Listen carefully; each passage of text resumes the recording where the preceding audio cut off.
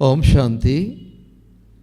আজকে 11ই জানুয়ারি 2026-এ অব্যক্ত বাবার অব্যক্ত মহাবাক্য শুনব।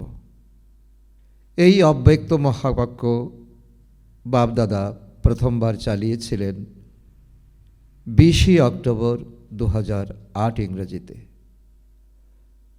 আজকের মহাবাক্য হল, সন্তুষ্ট মনি হয়ে বিশ্বে সন্তুষ্টির লাইট ছড়িয়ে দাও।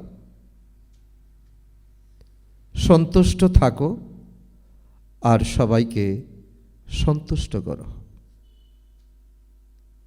তো বাবা আজকে সন্তুষ্টতার পাঠ পড়াতে চাইছেন, সন্তুষ্টতার পাঠ পড়াতে এসেছেন। সন্তুষ্টতা মানব জীবনের অনেক বড় এক উচ্চ স্টেজ। যখন কোনো কিছুই মানুষের জীবনকে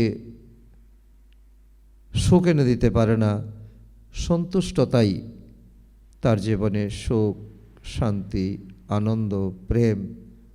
আচ্ছা, আজকের বরদান কম্বাইন স্বরূপের স্মৃতি আর পজিশনের দ্বারা কল্প কল্পের অধিকারী ভব। তার অর্থ, আমি আর আমার বাবা এই স্মৃতিতে যদি কম্বাইন থাকো, তথা এই শ্রেষ্ঠ পজিশন যেন স্মৃতিতে থাকে, আমি আজ ব্রাহ্মণ, কাল দেবতা হব, আমি সেই আমি, এই মন্ত্র যেন সদা স্মরণে থাকে। তবে এই নেশা আর খুশিতে পুরানো দুনিয়া সহজে ভুলে যাবে।